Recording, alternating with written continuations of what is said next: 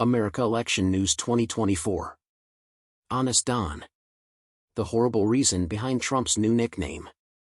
In a late-night social media post this week, Donald Trump announced a new nickname for himself, and the choice to call himself Honest Don is entirely reasonable. Obviously, the name is completely fictitious. Many of Trump's detractors have made fun of it, including Jimmy Kimmel, who hosts the Oscars and once questioned, "Is there anything worse than giving yourself a moniker at 1:30 a.m. on the toilet?" Actually, Trump has been considering the Honest name for a minimum of 5 years. Too many people still fail to grasp Trump's ploys, even though he made his presidential candidacy announcement in the atrium of his eponymous New York Tower nearly 9 years ago. Maybe it's understandable that way. After all, it's not easy to face the fact that truth doesn't matter. While working on a book with someone else about Trump's ascent to the presidency, I viewed a live feed of a speech he delivered in October 2018 to a group of young conservatives from African American backgrounds in the White House. It began with Trump announcing the arrest of a mail bomb suspect and ended with a brief mention of Republican President Abraham Lincoln, among other topics. Maybe Trump wanted to make a point about how the Republicans ended slavery in the United States, therefore it wasn't so strange for African Americans to support them, so he brought up Lincoln. At approximately 34 minutes into his speech, he started by saying, "Remember one thing, because I always consider him to be a truly great, and people never give us credit for this. Do you remember that Abraham Lincoln was a Republican?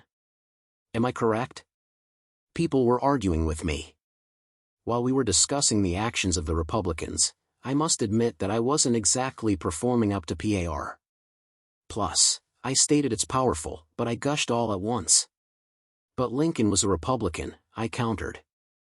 I prevailed in the debate. I was only saying that. Silence fell on the youthful crowd. At this point, Trump made an aside that revealed his true colors. He seemed to be thinking aloud and improvising. "I am Abraham. Good old Mike." I don't believe he was being completely forthright. Even more mirth. From there, he continued. "You know what, though? I mean, Honest Abe was indeed Honest Abe, wouldn't you agree?" Certainly, Trump was not directly casting doubt on Abraham Lincoln's veracity. In assessing the pros and cons of this specific short name, Trump was obviously impressed by its durability. Trump has demonstrated that he is an expert in the field. In 2000, when he almost ran for president for the first time, he branded his opponent Pat Buchanan a Hitler lover due to Buchanan's book that questioned the United States' role in World War II. Naturally, there was Lyin' Ted, Crooked Hillary, and low-energy Jeb throughout the 2016 campaign. Can anybody believe that Trump is concerned about Clinton's potential corruption? Nothing suggests that he actually does. No, Trump did not care if Buchanan had genuine feelings for Hitler or if Hillary was truly corrupt. It all came down to sales. How might he best win by tarnishing his opponent's names? In the annals of presidential nicknames, Honest Abe continues to reign supreme. It has persisted for 150 years. Tricky Dick is losing steam at this point. Please provide another option. Like a stand-up comedian preparing for a Netflix special by performing at smaller venues, Trump is testing the waters with his initiatives. Like Cheatin' Obama, Barack, and Nervous Nancy Pelosi, some of them don't stick around. When it really counts, what matters is the material's performance under intense lights. Reporter Leslie Stahl confronted Trump in a 60 Minutes interview that followed the tumultuous confirmation process of Supreme Court Justice Brett Kavanaugh. Stahl brought up Trump's repeated ridicule of the accuser who had asserted in Senate hearings that Kavanaugh had sexually assaulted her during their high school years. Stahl insisted, however, "It appears that you are claiming that she lied." By declaring, "I'm not going to get into it because we won," Trump ended the line of questions. It is irrelevant. We emerged victorious. This was not a termination. The explanation was direct. According to his evaluation, he was successful in applying a set of strategies. In his game, it doesn't matter that Kavanaugh's accuser Christine Blasey Ford was a byproduct of his rhetoric. It was essential for him to play the game this way in order to become president. These strategies have their detractors who call them harmful, careless, jingoistic, racist, sexist, and simply nasty. Trump hardly lingers in his denial.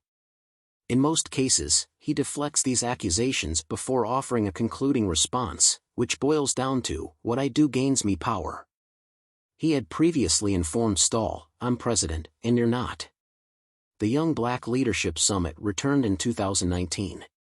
At the time, Trump used the two-word epithet Shifty Schiff to describe Congressman Adam Schiff. More than a year prior to his remarks inciting a mob to assault the Capitol, he continued by saying the following. "The goal is to get your vote stolen. Their goal is to silence you and take over your nation." Do you seriously believe he has no plans? The seeds he plants can yield fruit, but it can be bitter at times. Honest Don is Trump's hope for becoming what the New York tabloid newspapers he read every day for decades called John Gotti, the boss of the regional mafia families in the 80s and 90s. The Teflon Don was Gotti's moniker since he managed to evade capture for a while. Nothing could stick to him, just like a Teflon pan. Rhyme, alliteration, and meter, the poetic devices, are relevant in these things. All of these strategies are present in Trump's use of nicknames. If you're looking for a word that rhymes with Teflon, you'll find it in honest, where the Han sounds like Donald. By adding honest to his name, Trump can benefit from the fact that his supporters will have a convenient nickname to use when commenting on social media or at the increasingly rare American dinners or family gatherings where individuals with differing opinions try to engage in conversation. What if an uncle of someone's writes a Facebook post praising Trump's decision in the top secret materials case? Just say, "Honest Don." No sweat. A few people enjoy it. These are significant. As with the 120-second Pepsi commercial that lands in someone's inbox in a month, messages build up in the brain and influence behavior, such as when someone orders the fizzy brown stuff with their gordita. In November, we are well aware that the outcome of the election will not depend on many further hasty ballot checks. The timing of each neural signal that influences voting behavior is crucial. For some, the honest synaptic firing may occur on Election Day. When you hear the mega crowds chanting Honest Don and seeing t-shirts bearing that name outside of courthouses and at rallies leading up to Election Day later this year, take a moment to reflect on your initial reaction and how this man sold even that version of reality. False information can have an effect. Although Trump's bartender and other witnesses in the 1990s in New York confirmed he allegedly did drink, even you, reader, likely accept the one about him never consuming alcohol. Honest Abe isn't totally correct, but I really doubt Trump is aware of or much cares. According to everyone who knew him, he was far more forthright than Trump and the majority of politicians. However, research has revealed that Abe was dishonest on a few occasions, including one that almost led to a gun duel with a political opponent.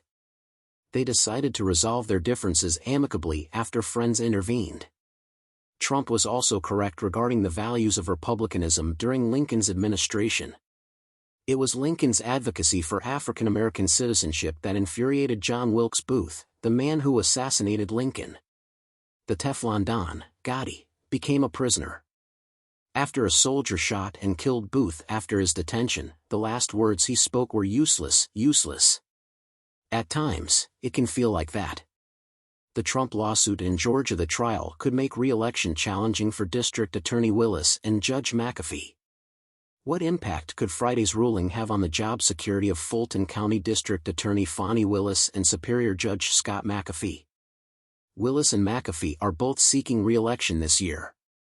The decision by Judge McAfee to allow DA Willis to continue prosecuting the campaign interference case in Georgia involving former President Trump and others could have a significant impact on the upcoming election, according to Republican strategist Phil Kent, who often appears on Fox 5's The Georgia Gang. That's going to be a significant election issue for the judge.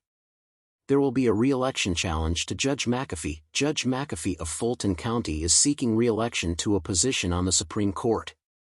At this time, McAfee is up against talk show presenter and lawyer Robert Patillo as well as former Fulton County Judge Tiffany Johnson.